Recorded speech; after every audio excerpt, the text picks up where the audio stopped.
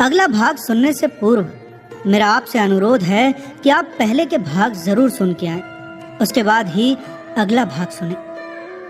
तो चलिए कहानी में आगे की ओर चलते हैं। भाग 4। होरी को रात भर नींद नहीं आई। नीम के पेड़ तले अपने बांस की खाट पर पड़ा बार बार तारों की ओर देखता और सोचता था, गाय के लिए नाद गाड़नी है, बैलों से अलग उसकी नाद रहे तो अच्छा।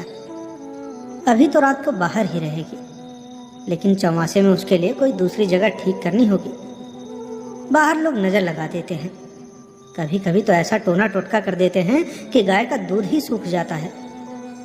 थन में हाथ ही नहीं लगाने देते, लात मारती है। नहीं, बाहर बांधना ठीक नहीं, और बाहर नाद भी कौन गाड़ने देगा। कारिंदा साहब नजर के लिए मुंह फैलाएंगे। छोटी छोटी बात के लिए राय साहब के पास फरियाद ले जाना भी उचित नहीं, और कारिंदे के सामने मेरी सुनता कौन है। उनसे कुछ कहूं तो कारिंदा दुश्मन हो जाए। जल में रहकर मगर से बैर करना बुड़बकपन है। भीतर ही बांधूंगा। आंगन है तो छोटा सा, लेकिन एक मड़ैया डाल देने से काम चल जाएगा। अभी पहला ही बयान है, 5 सेर से कम क्या दूध देगी। सेर भर तो गोबर को ही चाहिए। रुपया दूध देखकर कैसे ललचती रहती है। अब पिए जितना चाहे। कभी कभी 2-4 सेर मालिकों को दे आऊंगा। अब कारिंदा साहब की पूजा भी करनी ही होगी, और भोला के रुपए भी दे देने चाहिए। अब सगाई के ढकोसले में उसे क्या डालूं। जो आदमी अपने ऊपर इतना विश्वास करे उससे दगा करना नीचता है। 80 रुपए की गाय मेरे विश्वास पर देती नहीं, यहाँ तो कोई एक पैसे को नहीं पतियाता। सन में क्या कुछ न मिलेगा। अगर 25 रुपए भी दे दूं तो भोला को ढाढ़स हो जाए। धनिया से नाहक बता दिया। चुपके से गाय लाकर बांध देता तो चकरा जाती। लगती पूछने, किसकी गाय है, कहाँ से लाए हो। खूब दिख करके तब बताता, लेकिन जब पेट में बात पचे तब तो। कभी 2-4 पैसे ऊपर से आ जाते हैं, उनको भी तो नहीं छिपा सकता। और ये अच्छा भी है, उसे घर की चिंता रहती है। अगर उसे मालूम हो जाए कि उनके पास पैसे भी रहते हैं तो फिर नखड़े बघारने लगे। गोबर जरा आलसी है, नहीं मैं गऊ की ऐसी सेवा करता कि जैसी चाहिए। आलसी वालसी कुछ नहीं है। इस उम्र में कौन आलसी नहीं होता। मैं भी दादा के सामने मटर गश्ती ही किया करता था। बेचारे पहर रात में कुट्टी काटने लगते, कभी द्वार पर झाड़ू लगाते, कभी खेत में खाद फेंकते, और मैं पड़ा सोता रहता। कभी जगा देते तो मैं बिगड़ जाता, और फिर घर छोड़कर भाग जाने की धमकी दे देता था। अब बेचारे लड़के अपने माँ बाप के सामने भी जिंदगी का थोड़ा सा सुख न भोगेंगे तो फिर जब अपने सिर पर पड़ गई तो क्या भोगेंगे। दादा के मरते ही क्या मैंने घर नहीं संभाल लिया।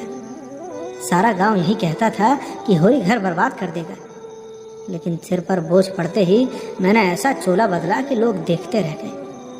शोभा और हीरा अलग ही हो गए, नहीं आज इस घर की और ही बात होती।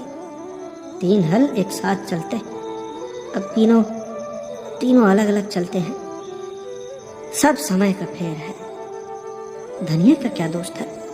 बेचारी जब से घर में आई कभी तो आराम से न बैठी। डोली से उतरते ही सारा काम सिर पर उठा लिया। अम्मा को पान की तरफ फेरती रहती थी। जिसने घर के पीछे अपने को मिटा दिया, देवरानी उसे काम करने को कहती थी तो क्या बुरा करती थी। आखिर उसे भी तो कुछ आराम मिलना चाहिए।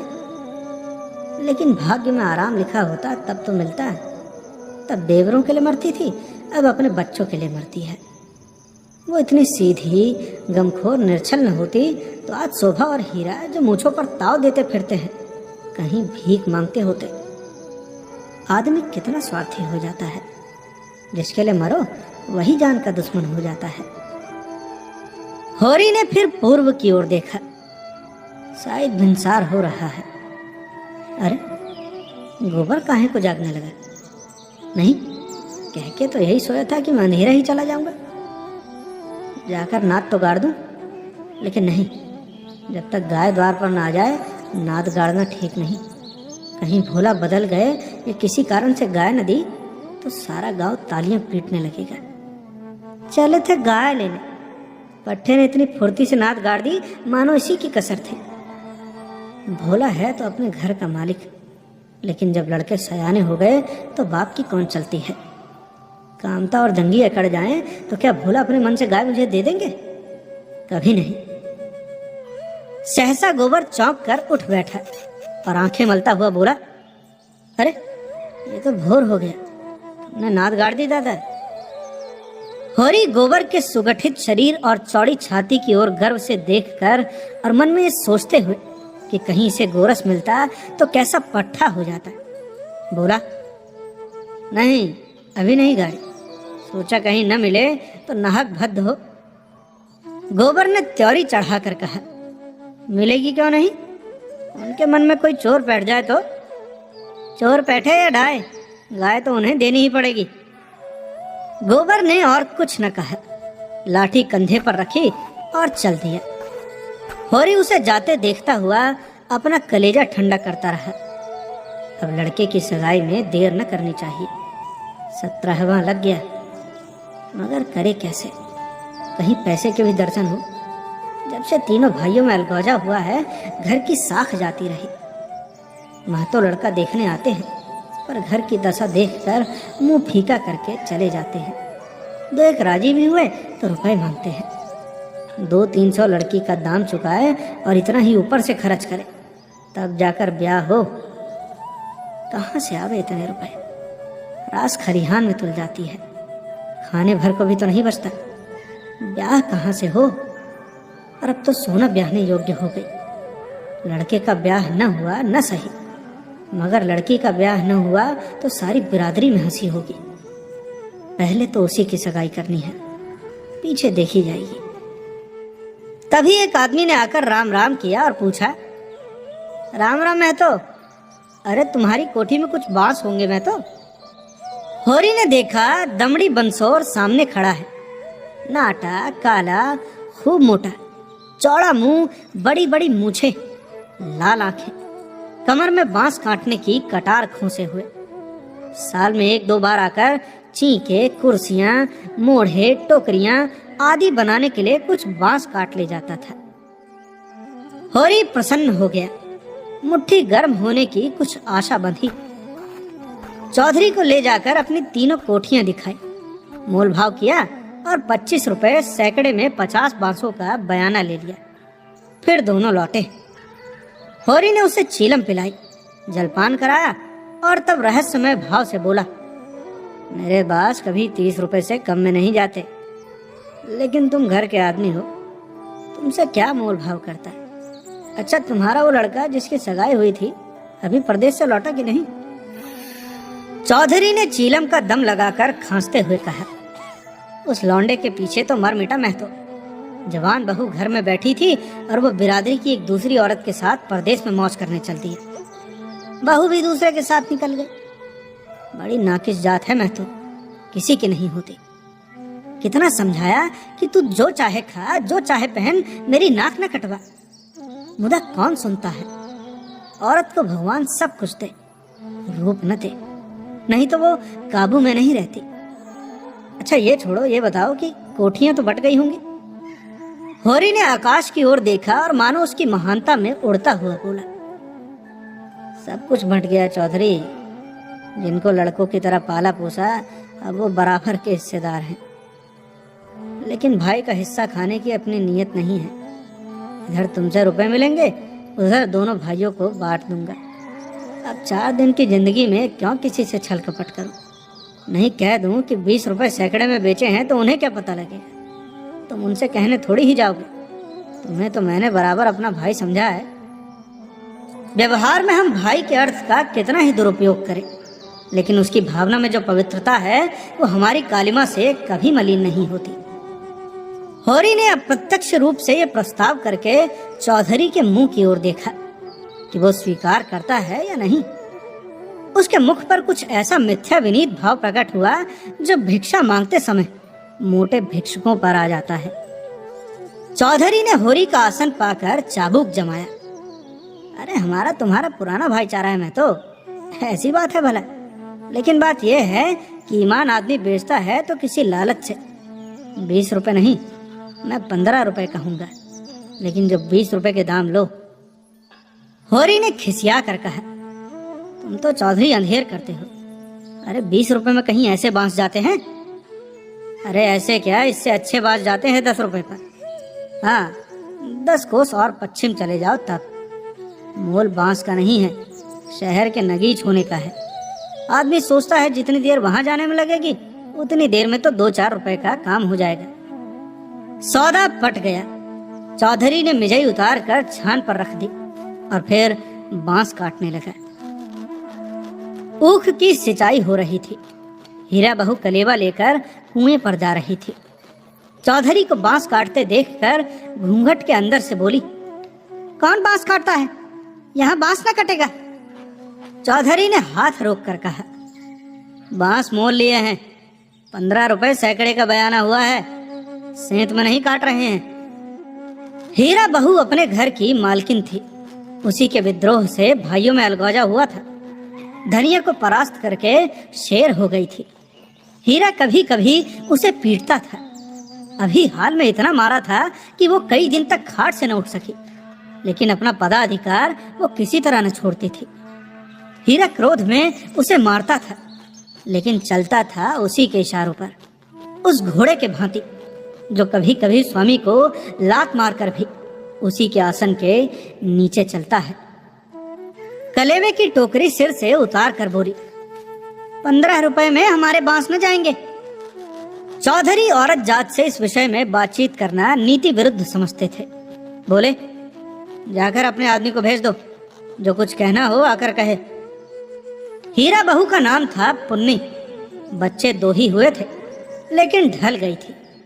बनाव श्रृंगार से समय के आघात का शमन करना चाहती थी, लेकिन गृहस्थी में भोजन का ही ठिकाना न था। श्रृंगार के लिए पैसे कहाँ से आते? इस अभाव और विवशता ने उसकी प्रकृति का जल सुखाकर उसे कठोर और शुष्क बना दिया था, जिस पर एक बार गावड़ा भी उचट जाता था। समीप आकर चौधरी का हाथ पकड़ने की चेष्टा करते हुए बोली, आदमी को क्यों भेज दूं? जो कुछ कहना हो मुझसे कहो ना। मैंने कह दिया मेरे बांस न कटेंगे। चौधरी हाथ छुड़ाता था और पुन्नी बार बार पकड़ लेती थी। 1 मिनट तक यही हाथापाई होती रही। अंत में चौधरी ने उसे जोर से पीछे ढकेल दिया।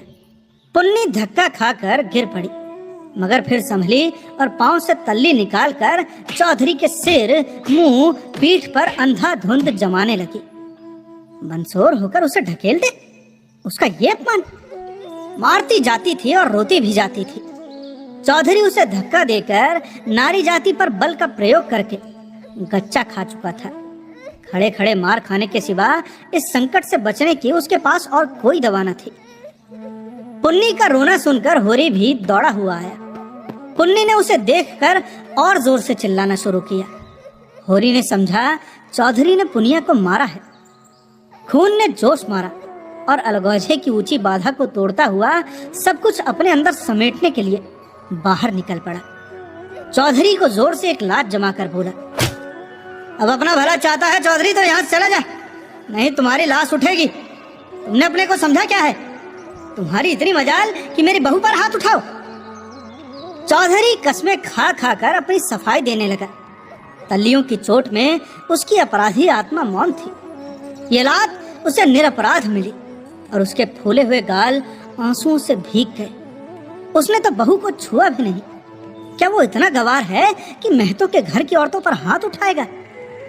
होरी ने अविश्वास करके कहा, आंखों में धूल मत झोंको चौधरी, तुमने कुछ कहा नहीं तो बहू झूठ मूठ रोती है। रुपए की गर्मी है तो वो निकाल दी जाएगी, अलग है तो क्या हुआ, है तो एक ही खून।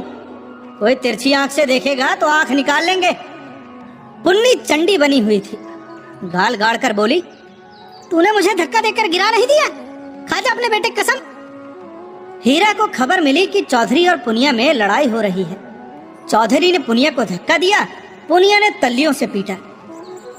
उसने पुर वहीं छोड़ा और औंगी के लिए घटना स्थल की ओर चला। गांव में अपने क्रोध के लिए प्रसिद्ध था।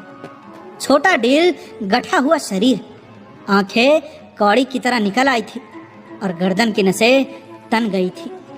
मगर उसे चौधरी पर क्रोध न था, क्रोध था पुनिया पर। वो क्यों चौधरी से लड़ी? क्यों उसकी इज्जत मिट्टी में मिला दी? बंसौर से लड़ने झगड़ने का उसे क्या प्रयोजन था? उसे जाकर हीरा से समाचार कह देना चाहिए था। हीरा जैसा उचित समझता करता, वो उससे लड़ने क्यों गई? उसका बस होता तो पुनिया को पर्दे में रखता। पुनिया किसी बड़े से मुंह खोलकर बातें करे, उसे यह असह्य था। वो खुद जितना उद्दंड था, पुनिया को उतना ही शांत रखना चाहता था। जब भैया ने 15 रुपए में सौदा कर लिया तो ये बीच में कूदने वाली कौन? आते ही उसने पुन्नी का हाथ पकड़ लिया और घसीटता हुआ अलग ले जाकर लगा लाते जमाने। हरामजादी, तू हमारी नाक कटाने पर लगी हुई है। अरे तू छोटे छोटे आदमियों से लड़ती फिरती है, किसकी पगड़ी नीचे होती है बता? एक लात और जमा कर। हम तो वहाँ कलेव की बात देख रहे हैं, तू यहाँ लड़ाई करने बैठी है। इतनी बेशर्मी, इतनी बेशर्मी, आँख का पानी ऐसा गिर गया, खोद कर गाड़ दूंगा यहीं। पुन्नी हाय हाय करती जाती थी और कोसती जाती थी। तेरी मिट्टी उड़े, तुझे हैजा हो जाए, तुझे मरी आवे, देवी मैया तुझे लील जाए, तुझे इन्फ्लुएंजा हो जाए, भगवान करे तू कोड़ी हो जाए, कोड़ी, हाथ पांव कट कट गिरे। और गालियां तो हीरा खड़ा खड़ा सुनता रहा, लेकिन ये पिछली गाली उसे लग गई। हैजा मरी आदि में कोई विशेष कष्ट न था। इधर बीमार पड़े, उधर विदा हो गए। लेकिन कोढ़, ये घिनौनी मौत और उससे भी घिनौना जीवन। वो तिलमिला उठा, दांत पीसता हुआ पुनिया पर झपटा और झूठे पकड़कर फिर उसका सिर जमीन पर रगड़ता हुआ बोला, हाथ पांव कटकर गिर जाएंगे तो मैं तुझे लेकर चाटूंगा। तू ही मेरे बाल बच्चों को पालेगी हैं? तू ही इतनी बड़ी गृहस्थी चलाएगी? तू तो दूसरा भतार करके किनारे खड़ी हो जाएगी। चौधरी को पुनिया की इस दुर्गति पर दया आ गई। हीरा को उदारता पूर्वक समझाने लगा, अरे हीरा, मैं तो अब जाने दो, बहुत हुआ। क्या हुआ, बहू ने मुझे मारा, मैं तो छोटा नहीं हो गया ना? धन्य भाग कि भगवान ने ये दिन तो दिखाया। हीरा ने चौधरी को डांटा, तुम चुप रहो चौधरी, नहीं मेरे क्रोध में पड़ जाओगे तो बुरा होगा। औरत जात इसी तरह बहकती है, आज को तुमसे लड़ गई, कल को दूसरों से लड़ जाएगी। तुम भले मानुस हो, हंसकर टाल गए, दूसरा तो बर्दाश्त न करेगा। अरे कहीं उसने भी हाथ छोड़ दिया तो कितनी आबरू रह जाएगी, बताओ। इस ख्याल ने उसके क्रोध को फिर भड़काया। लपका ही था कि होरी ने दौड़कर पकड़ लिया और उसे पीछे हटाते हुए बोला, अरे हो तो गया, देख तो लिया दुनिया ने कि बड़े बहादुर हो, अब क्या उसे पीस कर पी जाओगे? हीरा अब भी बड़े भाई का अदब करता था, सीधे सीधे न लड़ता था। चाहता तो एक झटके में अपना हाथ छुड़ा लेता, लेकिन इतनी बेअदबी न कर सका। चौधरी की ओर देखकर बोला, अब खड़े क्या ताकते हो, जाकर अपना बांस काटो। मैंने सही कर दिया, 15 रुपए सैकड़े में तय है। कहाँ तो पुन्नी रो रही थी, कहाँ झमक कर उठी और अपना सिर पीट कर बोली, लगा दे घर में आग, मुझे क्या करना है? बाग फूट गया कि तुझ जैसे कसाई के पाले पड़ी। अरे लगा दे घर में आग, लगा दे। उसने कलेव की टोकरी वहीं छोड़ दी और फिर घर की ओर चली। हीरा गरजा, वहां कहाँ जाती है, चल कुएं पर, नहीं खून पी जाऊंगा। पुनिया के पांव रुक गए। इस नाटक का दूसरा अंक न खेलना चाहती थी। चुपके से टोकरी उठाकर रोती हुई कुएं की ओर चली। हीरा भी पीछे पीछे चला। होरी ने कहा, अब फिर मारधाड़ न करना, इससे औरत बेशरम हो जाती है। धनिया ने द्वार पर आकर हाँक लगाई, तुम वहां खड़े खड़े क्या तमाशा देख रहे हो? कोई तुम्हारी सुनता भी है या यूं ही शिक्षा दे रहे हो? उस दिन इसी बहू ने तुम्हें घूंघट की आड़ में दाढ़ी जार कहा था, भूल गए? बहुरिया होकर पराये मर्दों से लड़ेगी तो डांटी न जाएगी। होरी द्वार पर आकर नटखटपन के साथ बोला, और जो मैं इसी तरह तुझे मारूं? क्या कभी मारा नहीं है जो मारने की साथ बनी हुई है? इतनी बेदर्दी से मारता तो तू घर छोड़कर भाग जाती। पुनिया बड़ी गमखोर है। हाँ, ऐसे ही तो बड़े दर्द वाले हो, अभी तक मार का दाग बना हुआ है। हीरा मारता है तो दुलारता भी है, तुमने खाली मारना सीखा, दुलार करना सीखा ही नहीं। मैं ही ऐसी हूँ कि तुम्हारे साथ निभा हुआ। अच्छा रहने दे, बहुत अपना बखान न कर। अब तू ही तो रूठ रूठ कर नहर भागती थी। जब महीनों खुशामद करता था तब जाकर आती थी, जब अपने गरज सताती थी तब मनाने जाते थे लाला, मेरे दुलार से नहीं जाते थे। इसी से तो मैं सबसे तेरा बखान करता हूँ। वैवाहिक जीवन के प्रभात में लालसा अपने गुलाबी मादकता के साथ उदय होती है और हृदय के सारे आकाश को अपने माधुर्य की सुनहरी किरणों से रंजित कर देती है। फिर माध्याह्न का प्रखर ताप आता है, क्षण क्षण पर बगुले उठते हैं, और पृथ्वी कांपने लगती है। लालसा का सुनहरा आवरण हट जाता है और वास्तविकता अपने नग्न रूप में सामने आ खड़ी होती है। उसके बाद विश्राम में संध्या आती है, शीतल और शांत। जब हम थके हुए पथिकों की भांति दिन भर की यात्रा का वृत्तांत करते और सुनते हैं तटस्थ भाव से, मानो हम किसी ऊंचे शिखर पर जा बैठे हैं जहां नीचे का जनरव हम तक नहीं पहुंचता। धनिया ने आंखों में रस भरकर कहा, चलो चलो बड़े बखान करने वाले, जरा सा कोई काम बिगड़ जाए तो गर्दन पर सवार हो जाते हो। होरी ने मीठे उलाहने के साथ कहा, ले अब यही तेरी बेइंसाफी मुझे अच्छी नहीं लगती धनिया। भोला से पूछ, मैंने उनसे तेरे बारे में क्या क्या कहा था। धनिया ने बात बदल कर कहा, देखो गोबर गाय लेकर आता है कि खाली हाथ। चौधरी ने पसीने में लथपथ आकर कहा, मैं तो चलकर बांस गिन लो, कल ठेला लाकर उठा ले जाऊंगा। होरी ने बांस गिनने की जरूरत न समझी। चौधरी ऐसा आदमी नहीं है, फिर एक आध बांस काट ही लेगा तो क्या, रोज ही तो मंगनी बांस काटते रहते हैं। सहालगों में तो मंडप बनाने के लिए लोग दर्जनों बांस काट ले जाते हैं। चौधरी ने 7.5 रुपए निकाल कर उसके हाथ में रख दिए। होरी ने गिन कर कहा, और निकालो, हिसाब से 2.5 और होते हैं। चौधरी ने बेमुरब्बती से कहा, 15 रुपए में तय हुए हैं कि नहीं? 15 रुपए में नहीं, 20 रुपए में। हीरा महतो ने तुम्हारे सामने 15 रुपए कहे थे, कहो तो बुला लाऊं। तय तो 20 रुपए में ही हुए थे चौधरी, अब तुम्हारी जीत है, दो चाहे कहो। 2.5 रुपए निकलते हैं, तुम 2 ही दे दो। मगर चौधरी कच्ची गोलियां न खेला था, अब उसे किसका डर। होरी के मुंह में तो ताला पड़ा हुआ था, क्या कहे, माथा ठोक कर रह गया। बस इतना बोला, ये अच्छी बात नहीं है चौधरी, 2 रुपए दबाकर राजा ना हो जाओगे। चौधरी तीक्ष्ण स्वर में बोला, और तुम क्या भाइयों के थोड़े से पैसे दबाकर राजा हो जाओगे? 2.5 रुपए पर अपना ईमान बिगाड़ रहे थे, उस पर मुझे उपदेश देते हो। अभी पर्दा खोल दूं तो सिर नीचा हो जाए। होरी पर जैसे सैकड़ों जूते पड़ गए।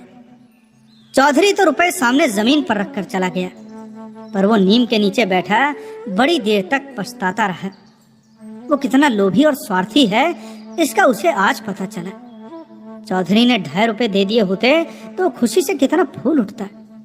अपने चालाकी को सराहता कि बैठे बैठाए 2.5 रुपए मिल गए। ठोकर खाकर ही तो हम सावधानी के साथ पग उठाते हैं। धनिया अंदर चली गई थी, बाहर आई तो रुपए जमीन पर पड़े देखे। गिनकर बोली, और रुपए क्या हुए? 10 न चाहिए? होरी ने लंबा मुंह बनाकर कहा, हीरा ने 15 रुपए में दे दिए तो मैं क्या करता। हीरा 5 रुपए में दे दे, हम नहीं देते इन दामों। अब वहां मारपीट हो रही थी, मैं बीच में क्या बोलता। होरी ने अपने पराजय अपने मन में ही डाल ली, जैसे कोई चोरी से आम तोड़ने के लिए पेड़ पर चढ़े और गिर पड़ने पर झाड़ता हुआ उठ खड़ा हो कि कोई देख न ले। जीत कर आप अपने धोखेबाजियों की डींग मार सकते हैं, जीत में सब कुछ माफ है।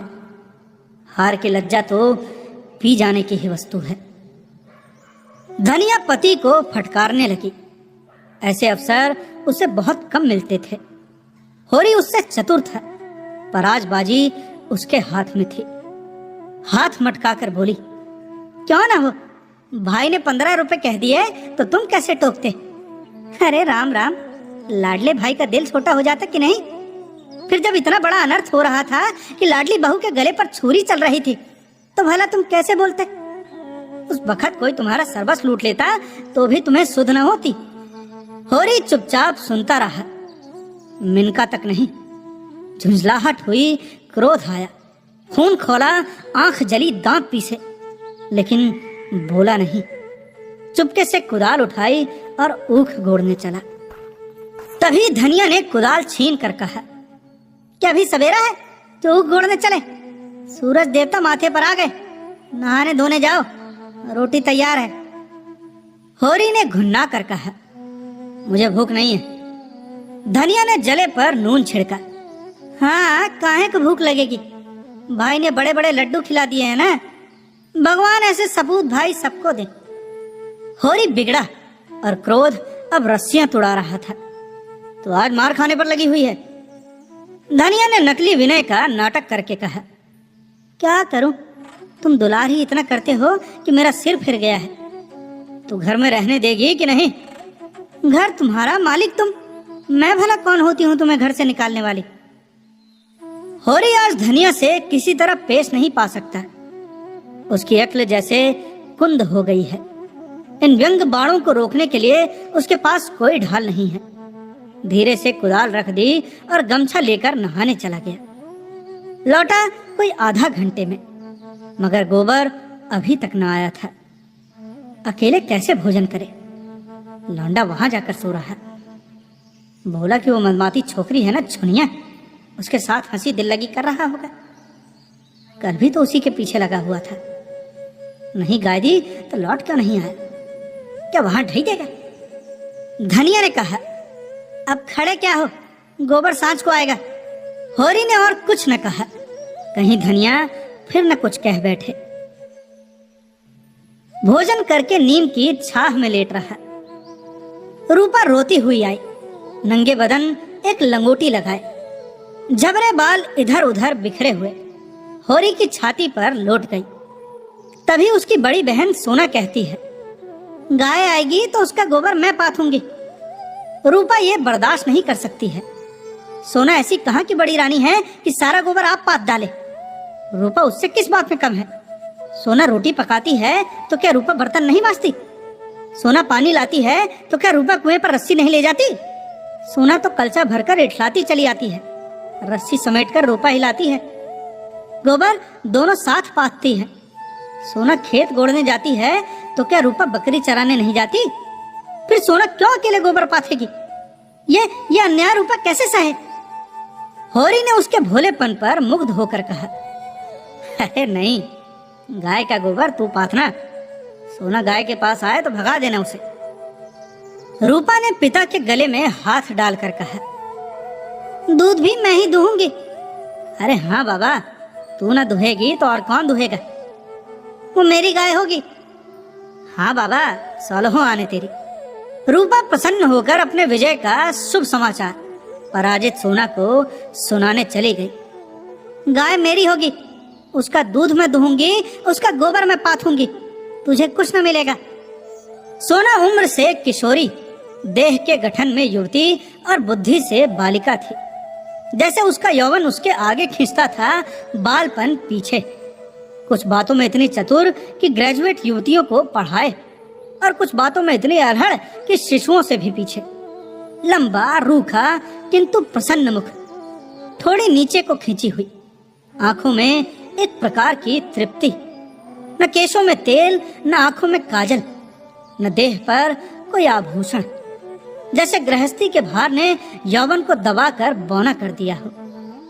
सिर को एक झटका देकर बोली, जा तू गोबर पाथ, जब तू दूध दूह कर रखेगी तो मैं पी जाऊंगी। मैं दूध की हांडी ताले में बंद करके रखूंगी, मैं ताला तोड़कर दूध निकाल लाऊंगी। ये कहती हुई वो बाग की तरफ चलती। आम गदरा गए थे, हवा के झोंकों से एकाध जमीन पर गिर पड़ते थे। लू के मारे चुचके पीले लेकिन बाल वृंद उन्हें टपके समझकर बाग को घेरे रहते थे। रूपा भी बहन के पीछे होली। जो काम सोना करे वो रूपा जरूर करेगी। सोना के विवाह की बातचीत हो रही थी। रूपा के विवाह की कोई चर्चा नहीं करता, इसलिए वो स्वयं अपने विवाह के लिए आग्रह करती है। उसका दूल्हा कैसा होगा, क्या क्या लाएगा, इसका वो बड़ा विशद वर्णन करती, जिसे सुनकर कदाचित कोई बालक उससे विवाह करने पर राजी न होता।